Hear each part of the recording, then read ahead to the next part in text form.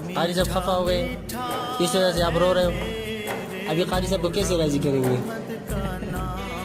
हैं? आप तो रो रहे हो। आज घर जाओगे आप? नहीं जाओगे? क्यों? कारी साहब को राजी करके जाना है। कारी साहब को क्या हुआ साल? नाराज हो गया है। तो अभी आप लोगों ने कुंडी लगाई है, कारी साहब को बाहर नहीं छोड़ रहे हो। राजा साहब क्या करेंगे आप? कैसे निकलेंगे? निकल जाओगे? चलो निकल जाओ। नहीं नहीं, कारी साहब को छोड़ दे, कारी साहब निकल जाएगा।